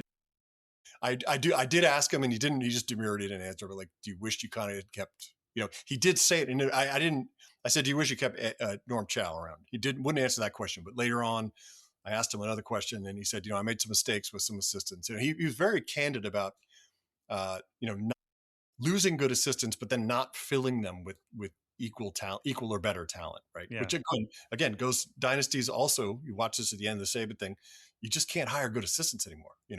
It becomes harder and harder to hire good assistants as these dynasties go on. So, that ascent, as you talk about, the 2002 to 04 period, getting to the top. What was the most surprising thing that you learned talking to Pete? Maybe something you didn't know before, someone who watches college football or follows it, or what's something that maybe our listeners who don't really follow it might be surprised to learn about that era at USC? Just the ascent era, or the 05? Just the ascent period. I go back to the own. We always talk about the coaches, and then the stars like that. But I go back to the ownership that people like Omar Nazel, like people who was a defensive lineman who didn't end up playing in the NFL. But the ownership that those guys took, right? And Omar didn't even like Pete, right? But he was like, these are my dogs. This is my team. You know, I'm going to do this just almost to prove Pete wrong. Right. So that to me was just fascinating to see there was this cohort of players who had been under Hackett and had really felt that pain. Right. And used that as motivation. And even if they didn't like Pete because they didn't think liked him or whatever, or like them or whatever. And so, that was really, really, really fascinating. And this was also the beginning of when you had the celebrities start to kind of show up, and Will Ferrell shows up. And, one of my favorite anecdotes in the book is that I think it's after an 04 practice when there's, the guys are Matt Leinart, Jarrett, and all these guys are on billboards all over LA and stuff like that. Yeah. And I mean, they really have gotten this deluge of publicity at this point. Leinart's not quite as famous as he's going to be in 05, but he's getting there. And, Farrell asked Matt Leinart out for lunch after practice one day, and they're sitting there at lunch, and a student comes up and he goes, "Mr. Leinart, can I have your autograph?" Doesn't even look at Farrell. It's Matt Leinart's autograph and walks away.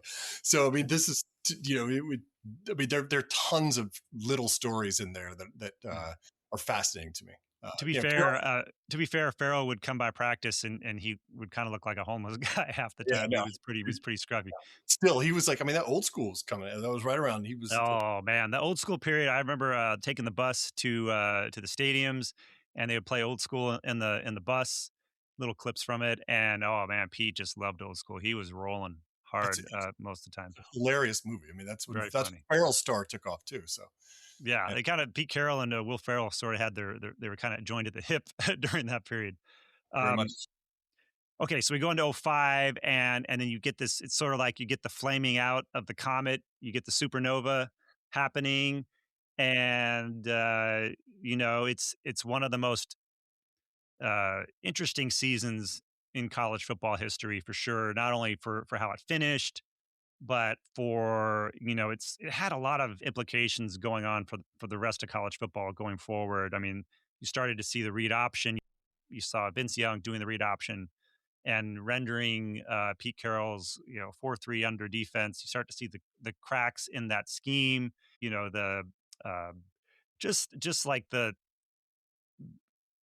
just the whole like focus on the celebrity of the team. Everything was just it was just a wild year, and something like you said, it was pre-social media as well. So like the heat that was generated from that year was like very authentic because it wasn't like now you can just get a bunch of bots and create the impression of something, but then it was actually real engagement online and in newspapers and with fans and fans chasing these guys in airports. And they still almost pulled it off. It's like the big question always in my mind is, and I'll ask you this: did they underachieve that year, or did they overachieve that year, given everything? Great question. I mean, I think given the fact that again they were on that mountaintop and how hard it is to stay up there, they probably neither overachieved or underachieved. They probably did exactly what they were going to do. I mean, and then you look back at also these guys handling this fame, like at this point, Reggie Bush, particularly Matt Leinart, Matt Leinart is becoming as famous at that time. He is as famous or more famous than some of the celebrities who were coming to watch them. I'm not kidding. I went through crossover guy. I went through old People magazines, old Us Weeklies. TMZ had just started then. Yep. Lines about Matt Leinart was spotted with Paris Hilton at Nobu or whatever, right? I mean, it kind of crazy. Like he was, so he had reached this. So imagine doing that as a college kid and still, we got to go play Oregon State, So that was a little bit tough. But I think the triumph in the Bush push game, when again everybody at that point is just, Charlie Weiss, who was the coach of Notre Dame at the time, the whole season pointed to that game, right? And they pulled out all the stops. They grew the grass 4 or 5 inches tall. The students, when two buses came in for USC, they rocked the buses, threw bottles at the buses. They used to have their pep rallies in the basketball auditorium, moved it to the stadium, had Rudy there, had Joe Montana there, had a guy dressed like Jesus. I mean, they pulled out and then did the green jersey thing, of course, before the game. They literally pulled out all the stops and they darn near won the thing. So, you think about these these are really, after that Notre Dame game, Matt Leinart, who scored obviously on the Bush push, was the guy pushed in, was sitting in the locker room on the sidelines first, but in the locker room just weeping. And he wasn't crying because he was happy. it was like this. It just this is pressure, this Yeah. pressure to perform. And then what was really interesting, I talked to a couple people who were there, and even Lane Kiffin kind of admitted this. Like Chow had this sort of, he wasn't conservative, but he loved to get like kind of beat you death by 1,000 cuts, like Yeah. here, like 5 yard, 7 yard slant, whatever. Kiffin and Sarkisian were like little kids who got a sports car. I mean, they were like, go, and so it put a ton of pressure on Leinart and a ton of pressure on Reggie Bush, and just to put a ton of pressure on their stars there. So and you add that onto the just being the the talk of the town of LA, but also the talk of the nation, really. I mean, you're in college football anyway. So I don't know. I find that to be just a really, really fascinating year, and I have spent a whole chapter on the Bush push thing because I thought it was so interesting, right? Just even the little breakdown of the actual like drive going up to that. And Charlie, I got a great interview with Charlie Weiss, who still complains about it a little bit, but was pretty wild about it, and actually brought his son into the locker room to show him kind of like what a man does when they lose. His son, Charlie Weiss Jr., of course, Lane Kiffin's OC at Ole Miss, and now has moved over to LSU with him. So the Texas game, I mean, they could have won that. I mean, they could have won. So in that way, maybe they did. That game had some bizarre. The Reggie Bush lateral in the first half. They had Reggie Bush not thrown that ill-advised lateral to poor Brad Walker, which was recovered by Texas. They might blow out Texas. I mean, they're on their way to blowing them out at that point. And once USC got like that, the other teams just kind of cried uncle, right?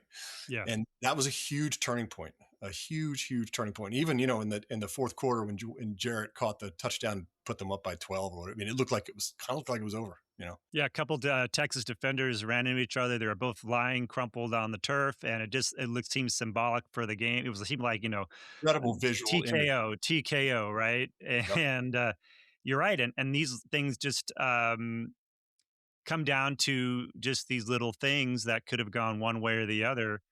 And it's funny to think that someone like Pete Carroll it was that close to, like you talk about him being top 12, top 15 or whatever. He would have been like a Rushmore immortal, right? Yeah, in that regard. He would have been a Mount Rushmore kind of candidate. Yeah, exactly. There are two other things in that game I want to point out too. There was a Vince Young played a nearly flawless game until the fourth quarter. He had one play when he got chased out of the pocket and did what you're definitely not supposed to do, what Brett Favre famously did in the playoffs year, threw off his back foot as he was falling down. And that ball just fluttered in the air. And there was like this third string or second string, safety out there, Ting brother, who just jumped up and batted it down, as opposed to if he catches that ball game, right? And then the Lendale White 4th and 2 play had been gaining an average of 8 yards in that game and all season. And it only gets a yard and a half on that play, which is just like, so it's little tiny. It must, Pat Rule was hilarious about it. He was like that play. He still tosses and turns at night. He was the offensive line. Still tosses and turns at night thinking about that play. And he said that's the play that drives him the craziest. And he was on the sidelines for the Seahawks Malcolm Butler play as well. So. Yeah, how about the Vince Young knee down on the lateral touchdown? I think that was because there was replay in that game. They screwed up. The replay booth was was down during that play. I mean, there's a shot there where because Fouts and Jackson are going nuts. The announcers were like, why wouldn't they do that? And they show a picture of the guys in the replay booth. And one guy's basically just like arms up, like, I don't know. But that play, so they would have they were on their way to scoring anyway. So that play to me was a little, who knows? Vince might have turned it over or whatever, but they were probably going to score in that drive anyway. So. Yeah. And what did Pete say about, like, I mean, how that year ended up? Like, did he reflect on things he would have done differently, like in the micro sense of maybe of the year versus like the macro sense of hiring somebody? Yeah, I mean, it was mainly about assistance. I felt like, I mean, it was like, he talked about those last two. So he basically called the defensive, calls, and he made the last 2 calls of the game were the exact same call on the defensive side. Worked on the 3rd down play, did not obviously work on the 4th down play. He was very reflective about that because that became the thing that, again, made it impossible to survive greatness. Losing that game, coming that close. Right. And he had never talked about it before. I got him in a kind of reflective, many of the interviews we did, he was like in his fishing cabin in Washington State, like very, very unusually reflective and unusually kind of mellow and kind of sitting down and not like going around every place. So, but he was, he had one point where his voice cracked. He almost like he was going to cry because you get that close, right? Yeah. And to a certain degree, that was the beginning of the end in a weird way. I mean, they had a shot in 06, they had a shot in 07, they had a great shot in 08, right? To do it all again. It's not that they weren't still great. They were. But I felt like Pete's mind started working again because they're off the mountaintop. They're all the way, his mind, they're all the way at the bottom again. So then they got to, so it was a it was a devastating loss for him. Devastating. There wasn't the same magic, I think, is what it was. I mean, and magic it's very, obviously it's an ephemeral thing, but like Matt Leinart had magic, right? He didn't have Carson Palmer's, physical tools, but he was a gamer. He was one of those guys that just somehow found a way to, get things done. And he did it at such a high level and so efficient. And it seems like a USC, the recruiting machine was so prolific that it was like machine-like, very similar to the Saban era, as you mentioned earlier. But like you said, what's that thing about having like so many quarterbacks? You don't have any quarterbacks. It was kind of like that with some of the positions during that period. Like they had 8 running backs. Yeah, they had 12 running backs at one. 12, yeah. I mean, I think 10 of them were 5 stars and 2 of them were 4 stars. It was like, and it was ridiculous. And again, Pat Rule, who was a great interview for this book, because he was very candid about everything. It was like that was ridiculous. It's like you need a bell cow or 2, right? Mm-hmm. Said they were trying to feed all these guys so they wouldn't, so they would remain happy. Also, I think there's just like those that come in, they're 5 stars that come in USC. There's like I don't know, there's not a chip on their shoulder, right? Mm-hmm. And there's not a chip on the shoulder of the guys who are still there because they're coming off winning. How do you can get a chip actually after the USC Texas game, but it's hard after 2 in a row. It's like, how do you develop that chip? And with Saban's genius, somehow he found a way to make the chip even bigger. Well, he's just a maniac about it, right? He's just like it's almost like Pete is a different kind of guy, right? He has other interests, or he has like, he's obviously all football, but he likes to play basketball. He likes music. He reads stuff. He thinks about, like, I don't know, maybe Saban does that. I don't know. In his spare time, I don't ever hear him talking about it other than, the basic coaching stuff. But it's funny to me that Pete isn't more influential as a coach in the sense that, like, clearly successful. But you mentioned earlier about that he's West Coast thing, but that's like just saying like, there is this bias or is this prejudice, I guess, where it's like, but it's funny to me because usually results speak for themselves in sports. And so I'm just always wondering like why aren't more people reading The Inner Game of Tennis or stuff like that?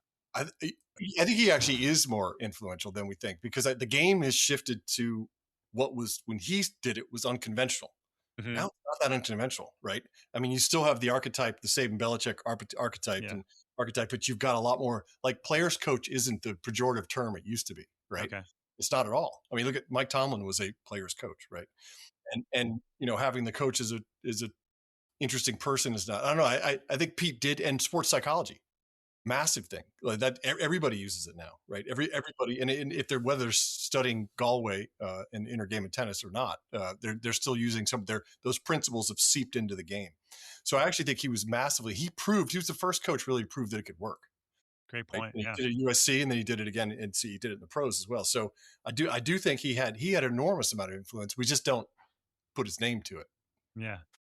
The camera is so funny. In rewatching these, we rewatched a ton of games for sometimes, from the beginning to the end. The camera cannot go away from Pete Carroll. It's kind of crazy. Yeah. Like, sometimes you don't even know who the opposing coach is, right? It's always on.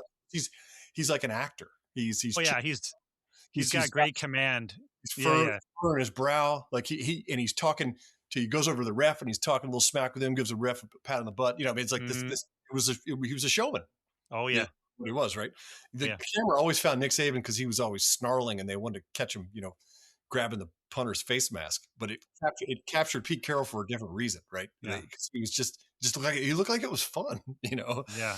So making it fun is another thing, that we're going back to what's kind of seeped in from Pete Carroll to this new era is that And I think especially you got to do it these days with the NIL stuff. I mean, you want Yeah. these kids better have a good time or they're going to go somewhere else, Yeah.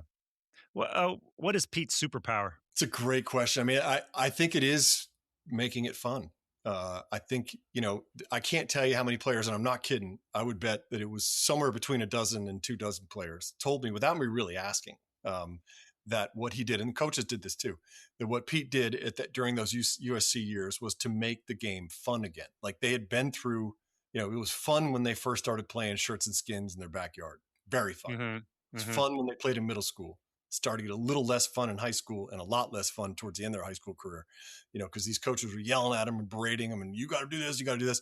And all of a sudden they come to USC and here's a guy who's doing, pulling pranks, who's goofing off, who's trying to jump over the pile on fourth down and like no one catches him. And he tries to do like an Eddie Vedder and have the crowd catch him and no one catches him and he lands on his back, And there was one guy, Marcel Allman, was like, he was so goofy. But when your coach is doing that and having fun, you can't help but have fun. So I think having that, so it was that, but also this ability to, he helped create the vibe, but the vibe kind of, was organically grown, right? Out of just winning personalities and kind of like that.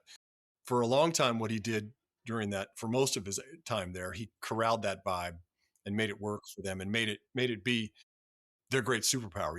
I talked to a couple high school kids who would, on their high school recruiting visits would they'd just been to Alabama and they'd just been to Tennessee and they'd just been to Penn State and they come out to USC and Snoop Dogg comes over and gives them a high five and they're like, I'm going to USC, or they went out that night and went to all the great restaurants and all the great clubs or whatever. So, but another thing about Pete too is his use of psychology was, he always came across as the fun guy. But he was, Lendale White used to call him Sneaky Pete. It was always used for a reason. Like he wasn't just doing it to make it fun. It was fun with a reason. Like he would take you take the players, call off practice and take them to the beach to watch a beach volleyball, and then come back and start practicing again. And that seemed like it was fun, but it was more about like how do you change suddenly and refocus. It's all about refocusing. And so he was always manipulating is kind of a strong word, but he was using that psychology to kind of get his philosophy across. So I think it's fun and the use of psychology really would be his superpowers, I think. Yeah. And I think it was also refreshing to the national media, which was why, because he may have had his own shtick, may have had his own cliches, but they were new cliches, relatively new cliches on the sports media landscape. So it wasn't like, when he had a halftime interview, he wasn't necessarily going to say the same things. He was just going to say it a different way, and it was going to be more fun. Yeah. I mean, that energy, by the way, he's funny because you as a reporter, you feed off the energy of the person you're interviewing, right? I mean, and so we would sit down and have these interviews and he would usually start kind of laid back and circumspect, but at some point he would jump up and his voice would go up and he would get really, and you can't help but get like a little bit, fired up about like with him. Because he's just bringing this energy. And I loved, his halftime things are so funny because all the coaches, when they have to do those interviews at halftime, they're all saying the same crap. And he's always, hope you're having a good time. Yeah. Go Trojans. He's like, and then sprints off. It's like, hope you're having fun. I am. Yeah. It runs off. Yeah. Just a complete character, so. One of a kind, for sure. And this is a one of a kind book for those of you who are USC fans or college football fans or Heisman fans and want to really get a close-up granular look at really important era in college football, the modern era, where I think, it's like this was the era that sort of set the stage for where we are now, for good or ill. So Monte Burke, thanks for coming on the Heisman Trophy podcast. Appreciate your sharing your views and your insights on one of the great coaches in college football history, coach of 3 Heisman winners, 3 in 4 years. I mean, imagine that. I mean, just that may never happen again. Just an insane accomplishment. And thanks for coming on, and we'll talk to you soon. Thanks for having me. Cheers. Hey guys, this is Barry Sanders, the 1988 Heisman Trophy winner, and you are listening to the official Heisman Trophy podcast. So when I saw Fernando Mendoza score that amazing 12-yard touchdown run on 4th and 8 in the fourth quarter against Miami in the college football playoff championship to give his team the winning margin in the game and to win the national championship. My mind immediately went to Heisman history, and I started thinking, where does this play rank in the annals of great plays in Heisman history? So I went back and started doing some research. So I think my criteria for it is basically a combination of how important is the moment, how like to the team, to the game, to the season, combined with the degree of difficulty of the play itself. And I think once you start to use those criteria, you can winnow it down. So I'm going to do that right now. And we're going to see where Fernando Mendoza's run lands in the annals of Heisman plays. Okay, so this is, of course, my informed opinion on what I think are the 5 best plays in Heisman history. Of course, in some of the pre-modern period of college football, there really isn't a whole lot of footage. You can talk about plays that were recounted later in newspapers, so it's really hard to find, really good evidence for some of the early Heisman Trophy winners, and you don't really get a lot of information about what they did in individual games, especially going back to the 30s and 40s is kind of what I'm thinking. But I will make my sincere best effort to find the plays from that period that might qualify. And so I'm going to name the 5 best plays by an individual Heisman Trophy winner in college football history. And of course, the other criteria I want to add is that it has to happen in the season that they win the Heisman. It can't be Herschel Walker doing a play as a freshman. And of course, he later goes on to win it as a junior. It has to be in the season they win the Heisman. Doesn't necessarily have to lead to them winning the Heisman, meaning some great play they did because maybe the game, even though it might have been important to the Heisman hopes of the player, it may not have necessarily been as big overall in the scope of things for either his team or for the college football season that year. So that all said, I'll name my 5, and I look forward to your commentary. Post your own 5 or what you think should be the top one, whether Fernando Mendoza does or doesn't make the list. Should he make the list? Who else should make the list? Who shouldn't be on there? Look forward to hearing your thoughts and hope you enjoy the feature. Okay, here are the top 5 plays in Heisman Trophy history in chronological order, starting with 1959 Heisman Trophy winner Billy Cannon of LSU. His 89-yard punt return against Mississippi on Halloween night to give the Tigers a 7-3 victory in a number 1 versus number 3 matchup. Still a legendary play in that part of the country. We did a feature on this a couple years ago, and it's really one of the most amazing plays in Heisman history. Have a look. Next up in the chronological order is 1984, Doug Flutie of Boston College against Miami late in the season, throws the big bomb to Phelan in the end zone, probably the most famous play in Heisman Trophy history. This capped a great year for Boston College, and this did not actually lead to Flutie winning the Heisman, although that was the legend about it. Most of the votes had already been mailed in at that point, but still, just an incredible play. The degree of difficulty here, I mean, it's basically, that's why they call it a Hail Mary. Then you've got 1991 Heisman Trophy winner Desmond Howard of Michigan with his 93-yard dash on a punt return to beat Ohio State, clinch the Big Ten championship, and seal the 1991 Heisman Trophy for the Michigan Wolverine. He has the wherewithal after it's all done to strike the iconic pose and to get the famous Keith Jackson line, "Hello, Heisman." The next one on the list, 2005, has the distinction to involve 2 Heisman Trophy winners. I'm talking about the Bush push that involved Matt Leinart and Reggie Bush. We've all seen the replay. Of course, we're talking a game with 3 seconds left. The Trojans on a 27-game win streak, and it was down to the wire against Notre Dame. And there was as much pressure as you could have in any situation in a college football game. And these 2 guys came through with the big play when it mattered, and wow, how did Leinart even get in there? And finally, yes, Fernando Mendoza's run against Miami in the 2026 College Football National Championship game. Fourth quarter, 4th and 8 from the 12-yard line. It's a quarterback draw. He makes the cut.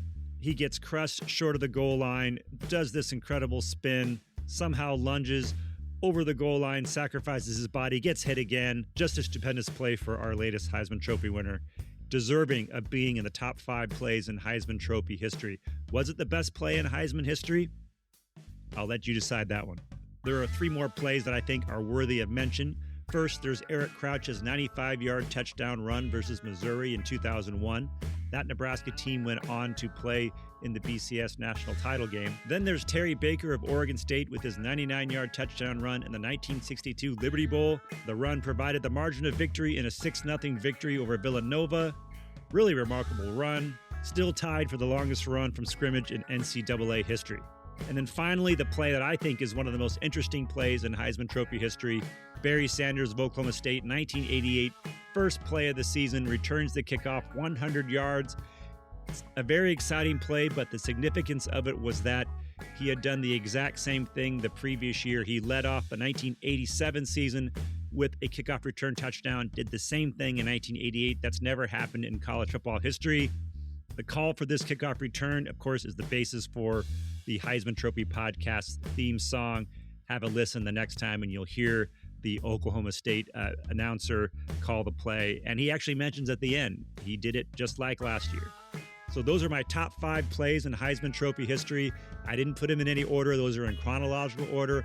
I'll let you guys hash out which one is the best, which one shouldn't be on there, which other ones should be on there. I'd love to hear the case for maybe I missed one, or maybe maybe there's something, some other angle that I didn't think of. So please let me know in the comments section. Hope you enjoyed the feature.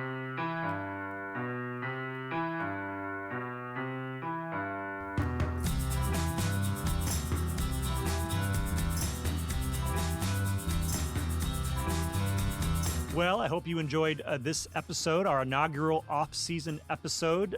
We're going to have one a month going up until the season, up to middle August, and then we'll start going back to our once-a-week schedule. Of course, we're going to have all kinds of content as an offshoot of these interviews. We just had 2 long interviews. One was almost an hour.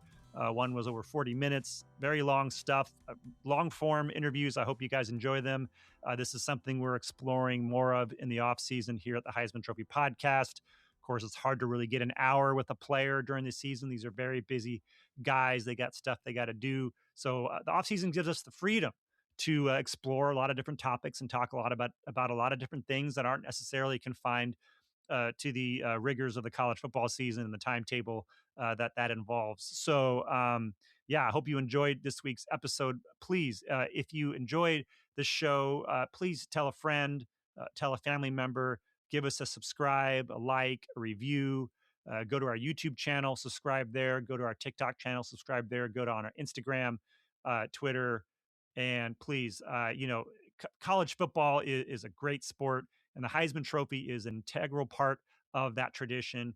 And we really want to try to convey what's so great about the Heisman on a regular basis here. And also, why the Heisman values greatness and other things as well. And how we can all relate to each other and how different institutions can relate to each other by their shared commitment to being great. So that's our intention here in the off season. We hope you enjoy this project that we're undertaking, and we'll see you next month. And by the way, next month's 2 featured guests are Indiana coach Curt Cignetti and Heisman Humanitarian and Olympic gold medalist Kristi Yamaguchi. See you then. The Heisman Trophy podcast is now year-round, weekly during the college football season and monthly in the offseason. It's produced, edited, and hosted by Chris Houston. The audio portion of the podcast is available on all streaming services, and the video portions are on YouTube and TikTok. Special thanks goes out to the Heisman Trophy Trust, Heisman CEO Jeff Price, and Heisman Vice President Tim Henning. For comments, criticisms, and feedback, be sure to reach us at pod@heisman.com.